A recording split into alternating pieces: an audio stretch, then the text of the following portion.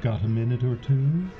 We have a way to make it not okay. Welcome to Sinister Minutes. I'm your host, writer and storyteller, Kurt Homer. Next to me is the master of macabre musical musings, the maestro of mood, Tim Parker. Together, let us take you on a journey into the dark heart of disturbing. Sinister Minutes. It's not okay.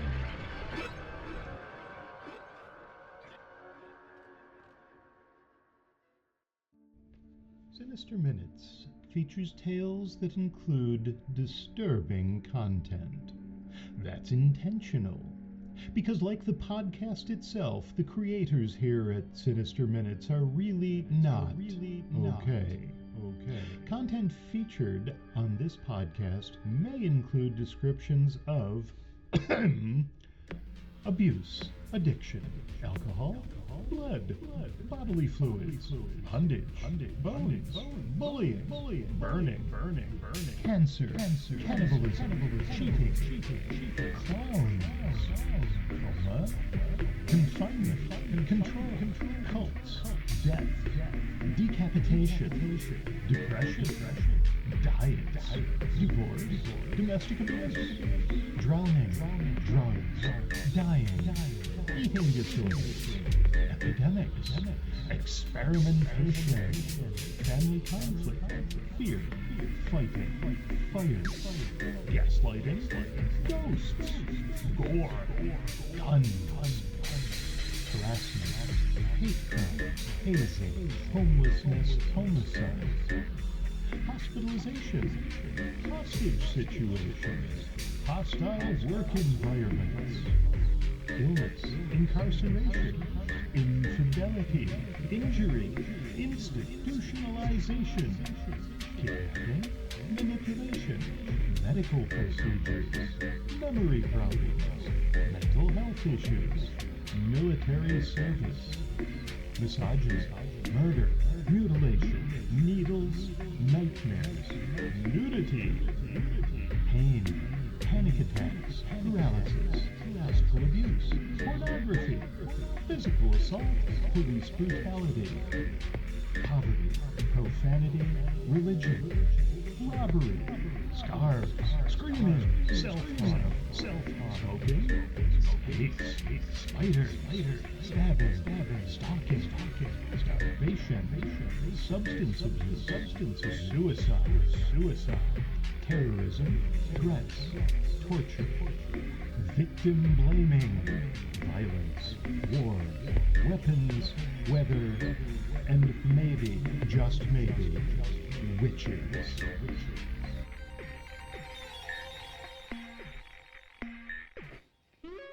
Welcome to another episode of the Sinister Minutes podcast.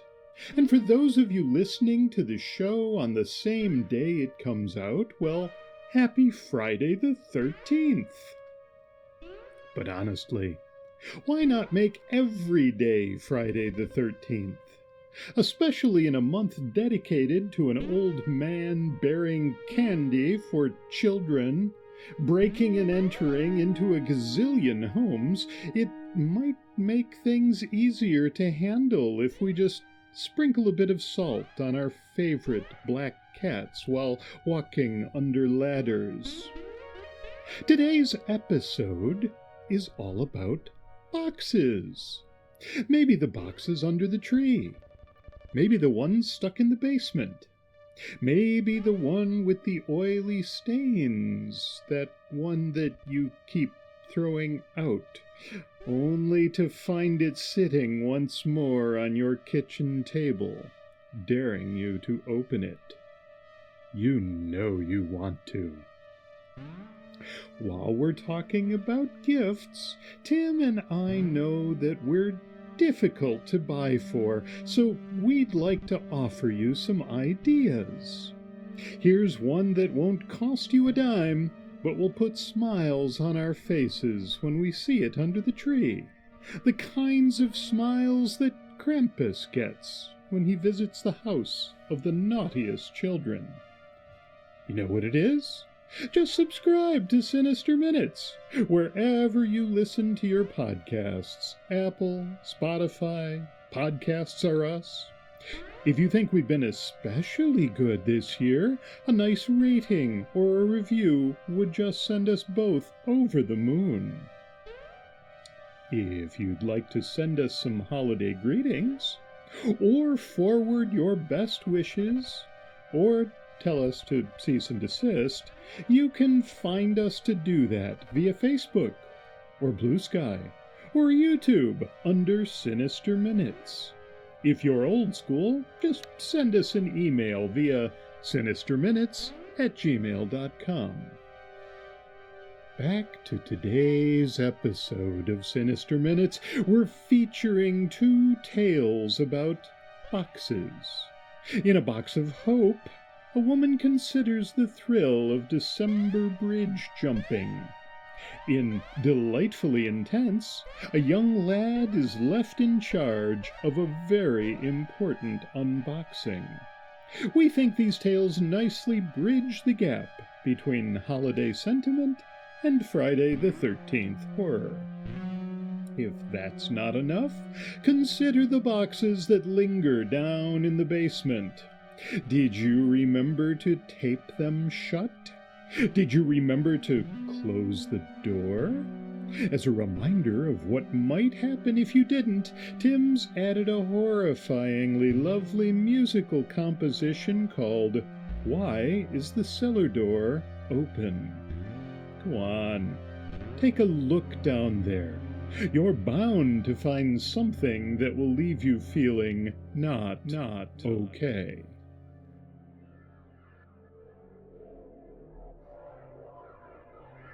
A Box of Hope. Written and narrated by Kurt Homan. Robin braced herself against the cold steel girder. Far below the bridge, hidden in darkness and swirling snow, the icy river rushed past with a roar, carrying a steady stream of refuse away from the city. Soon, she thought, I'll be just another piece of trash carried out to sea. Gingerly, she stuck her foot out over the abyss. "Hey, you there," said a voice. Robin didn't bother turning to see the speaker. "Don't try to stop me," she said. "I've made up my mind." "Stop you? Nah, just asking. Can I have your coat?" Robin pulled her foot back to the relative safety of the girder and craned her neck, trying to see through the flakes of snow cascading behind her. "Excuse me?" "Your coat. You ain't gonna need it. Gonna be a bitch to find you later." "Oh," said Robin. "Is that all?" The old woman hobbled in closer, into the feeble glow of the street lamp. "Depends. Got money?" "No money," said Robin with a sigh. "No life. No hope." Looking from her perch well above the old woman, she figured that there was no way the jacket she was wearing would ever fit, even if the woman wasn't already wearing at least 3 coats, none of them buttoned. "Too bad," said the woman. "Could use a nip. Night like tonight. So tell me, what's his name?" "Greg. Wait a minute." The woman cackled, shaking her head from side to side. "Always the same. Some damn fool man." "You don't know what you're talking about." Robin looked over the edge, peering into the roaring darkness below. "Man ain't worth shit." "Lady, I don't know what you want from me, but—" "Open your ears, girl. I want your coat." "Oh, all right," said Robin. What did it matter? What did anything matter? As she turned to take off her coat, she let her hand fall away from the girder and lost her footing. She screamed as she fell, eyes squeezed shut, The impact was fast and hard, knocking the breath from her lungs. She never heard a splash, barely felt the cold, but a part of her smiled, realizing that she'd finally done something she'd set out to do. She opened her eyes, anticipating the long darkness of death. The old woman looked down at her, shaking her head and making a clucking sound. "Not tonight, girlie. They don't want you yet." Robin twisted her head and saw that she'd landed not in the river but in a crusty snowbank a few feet from the road. "Who the hell are you?" she gasped. "My guardian angel?" The old woman laughed, a sound that went from cackle to coughing fit in a matter of seconds. "Angel?" she said when the coughing passed. "Me? Far, far from it, girlie. I ain't no Clarice." "Huh?" "You know, that old movie with Jimmy Swaggart where he's jumping off the bridge." Robin shook her head. "Are you talking about It's a Wonderful Life?" "Yeah, that's the one." "Jimmy Stewart, not Jimmy Swaggart. And the angel's name was Clarence." "Whatever. I ain't no angel, girlie." "Robin." "Huh?" "My name's Robin." A filthy hand, partially encased in a torn glove, appeared from somewhere in the depths of the multiple coats. Robin hesitated for a second before taking it and letting the old woman help her up. "Call me Dora," she said as Robin stood on trembling legs. "Thank you, Dora." "Whatever. Reckon you'll be keeping that coat. I'll be on my way." She turned and hobbled down the road toward the far end of the bridge. Robin stared at Dora's back. "Oh, what the hell?" she thought. "Hey, you want a cup of coffee?" Dora stopped and answered without turning. "Thought you didn't have any money." "I don't, but I've got coffee. Come on, it's pretty close." Back in her apartment, the two of them sat at the tiny kitchen table waiting for the coffee to brew. "So," said Dora, still attired in all of her coats, "what did he do?" "Who?" "This guy. The one who messed with you." Robin hung her head. She'd been able to push thoughts of Greg away for a little while, but now they all came flooding back. He took... She trailed off, choking back a sob. The bare bulb over the kitchen table did not complement the streaks of dirt and deep creases that covered Dora's face. "What?" she snapped after a long pause. "Your heart? Seems to me it's still beating." "It's not just that." "What then? Your money?" She swiveled her head. "Not much to steal." "You should talk," snapped Robin, regretting the words as soon as they'd slipped from her mouth. Dora stared at her for a moment, then burst into another round of half laughter, half choking fit. "You have no idea," she said when she got her spasms back under control. "No idea." "He's gone," said Robin. "And now, so am I." "What do you mean?" "I mean how do I say this? We were building something special. Together. And then he checked out." With a slight nod, Robin stood and walked to the cupboard over the coffee maker. Maybe this wasn't such a great idea, she thought. Taking a deep breath, she retrieved 2 cups and poured out steaming java. "Cream? Sugar?" asked Robin as she set the 2 cups on the table. "Got any whiskey?" asked Dora. Robin shook her head. "Drank the last of it a week ago." "Yeah, whatever." Dora wrapped her hands around the cup. "Heat feels good." "I'll bet. How the hell do you manage being out on the street this time of year?" "Eh. Find a sunny spot in the daytime and grab what I can. Sleep at night, I'd never wake up." She took a long, noisy slurp from her cup before continuing. So, no warning, huh? Robin sipped her coffee. We had good jobs, good friends, each other. And now, I just don't care anymore. Dora scrunched up her face, staring intently at Robin. He stole your hope. Robin snorted. What's worth hoping for? Dora reached into one of her coats and rummaged around. Where the hell is it? She muttered. Here we go. She pulled out a small wooden cube, not much larger than their coffee cups. As Robin watched, Dora fiddled with the cube, and suddenly a hidden lid popped open. Reaching in with 2 fingers, she extracted something.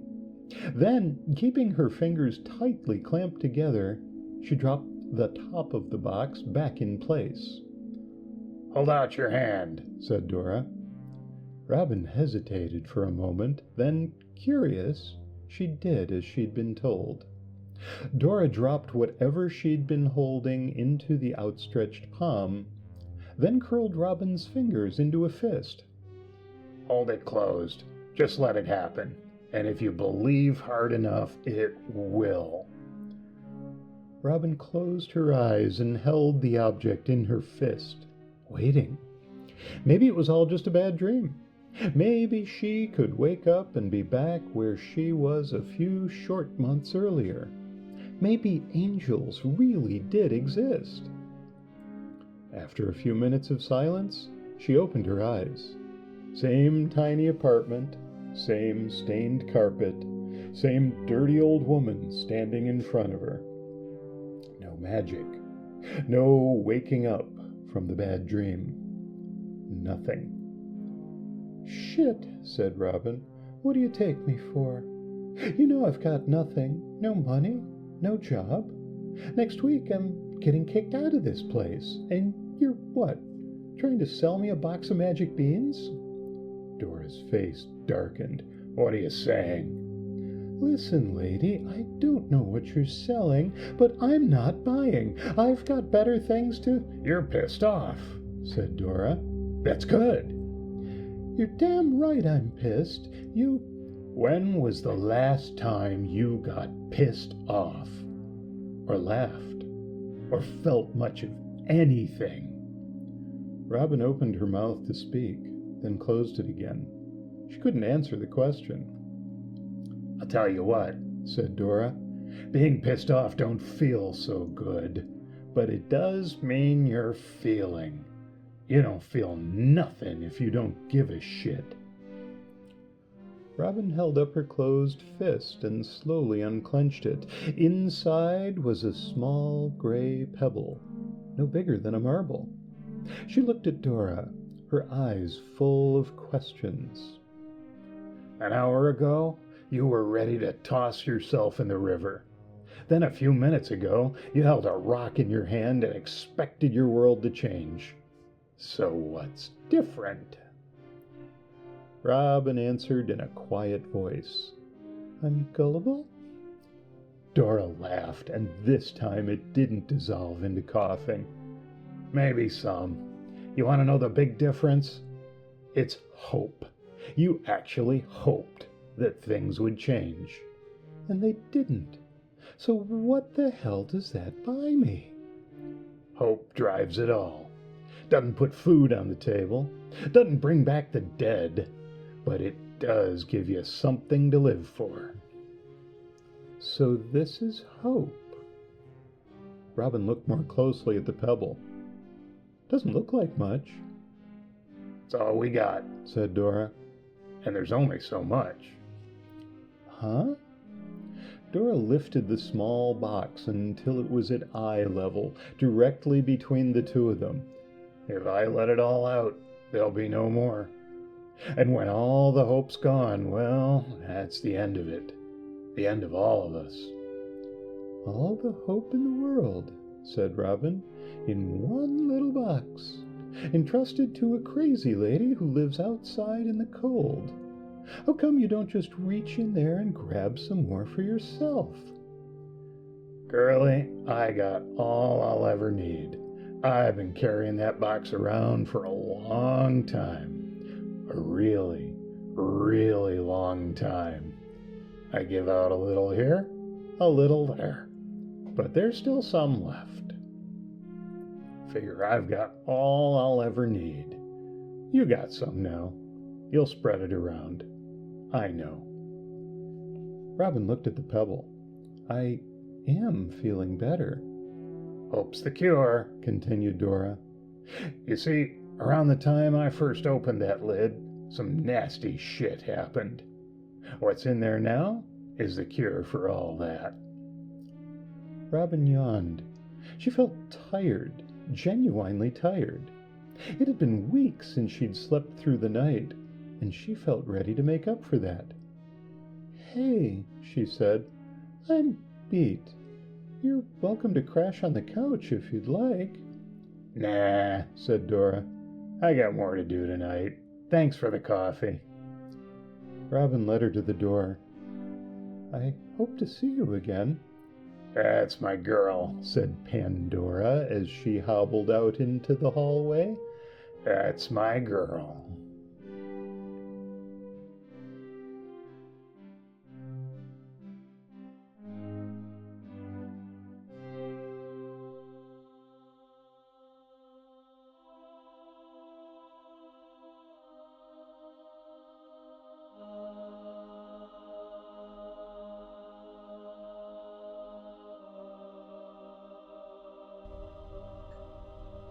Delightfully Intense, written and narrated by Kurt Homan. Billy knows it was a mistake to tell Jamie about the box. You gonna open it or what? Asks Jamie. Across the kitchen table, Billy ignores his visitor and continues to stare at the metal container in his hands, bound with a wide blue rubber band.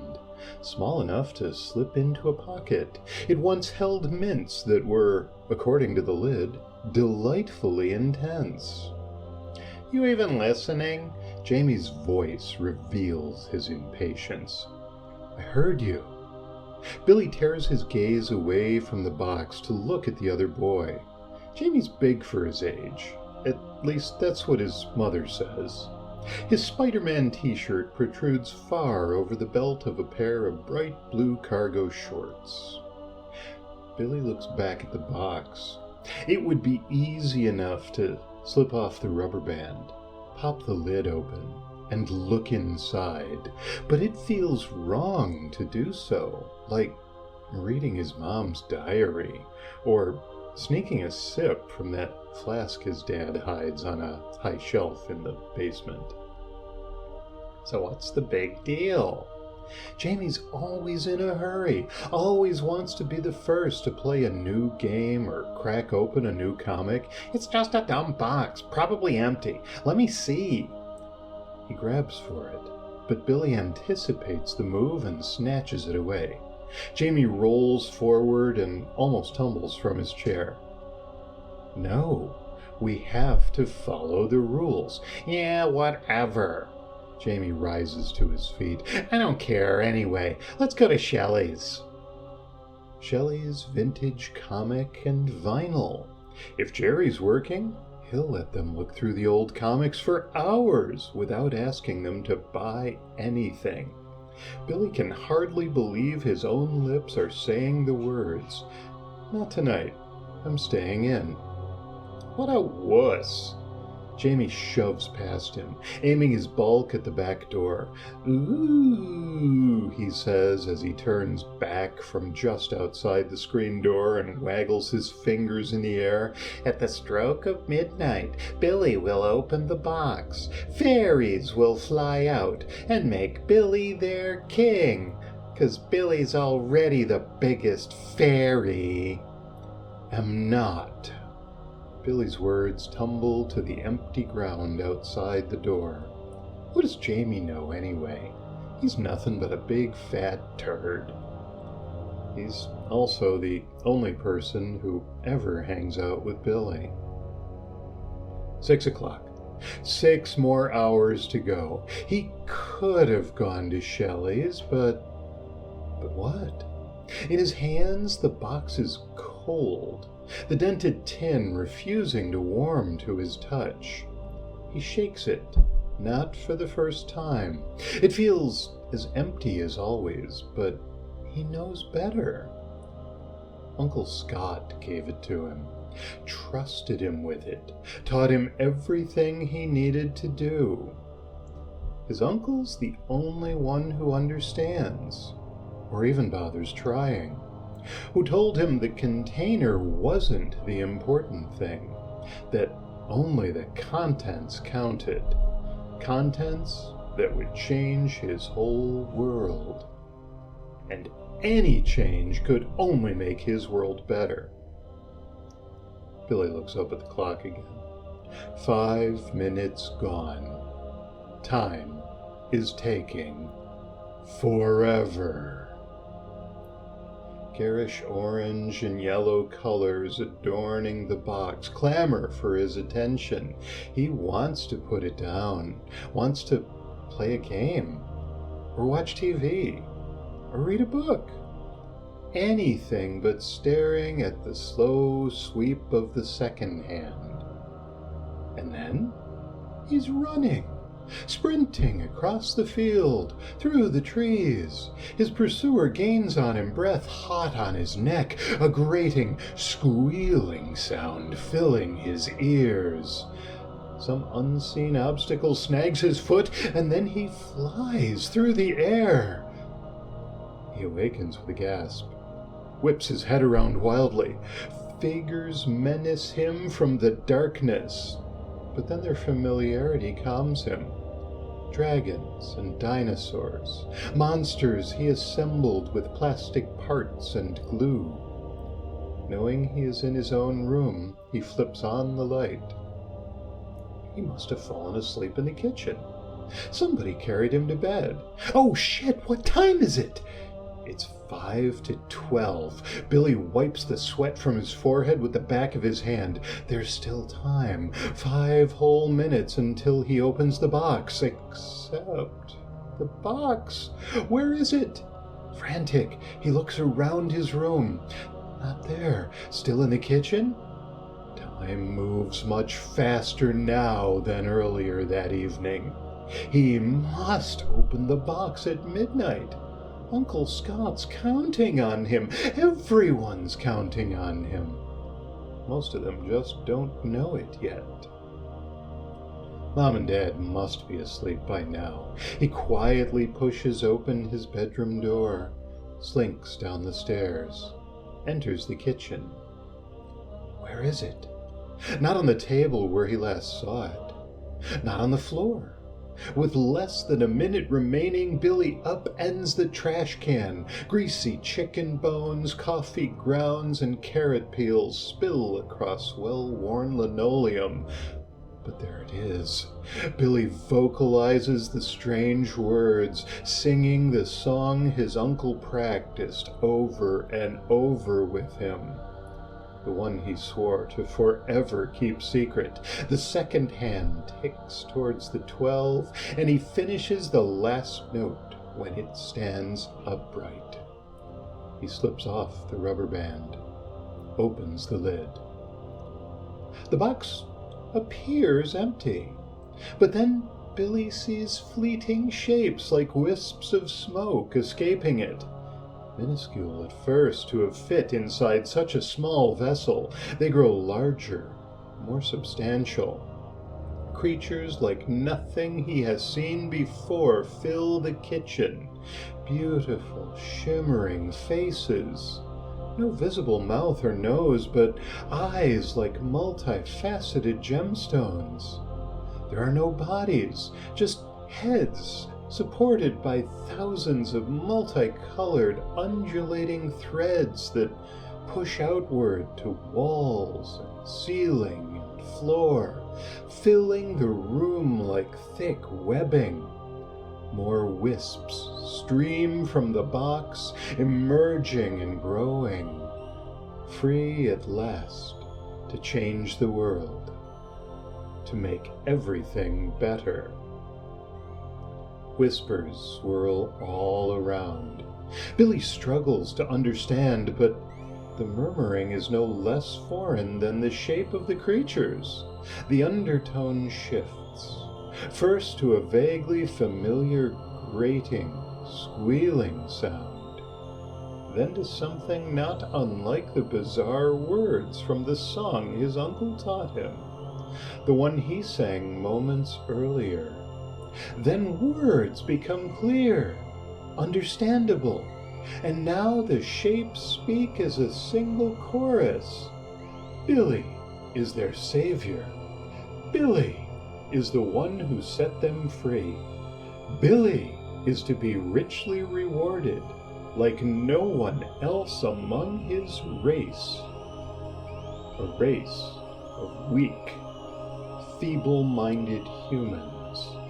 A race who had dared to imprison them. His reward, they tell him, will indeed be delightfully intense. A rapid and merciful transition. A luxury, one not to be afforded most others of his kind.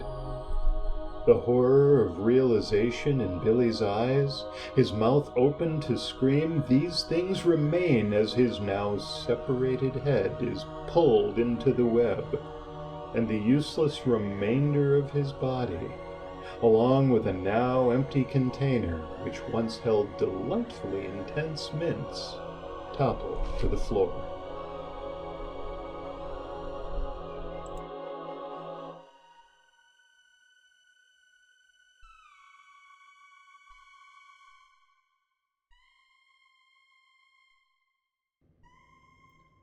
Under the Bed, composed and performed by Tim Parker.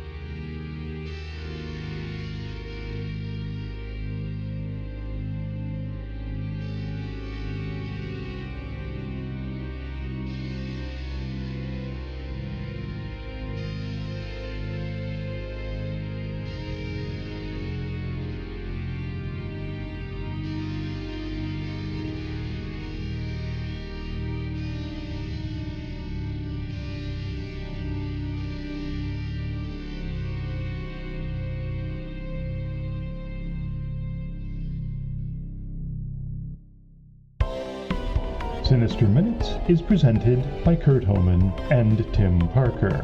The musical score was composed and performed by Tim Parker. Our production team consists of Kurt Homan and Tim Parker. On behalf of everyone here at the Sinister Minutes podcast, namely Kurt Homan and Tim Parker, we thank you for listening, for joining us as we explore all the ways in which we are not okay. This audio program is copyright 2024 by Kurt Homan and Tim Parker under a Creative Commons Attribution, Non-Commercial, No Derivatives license.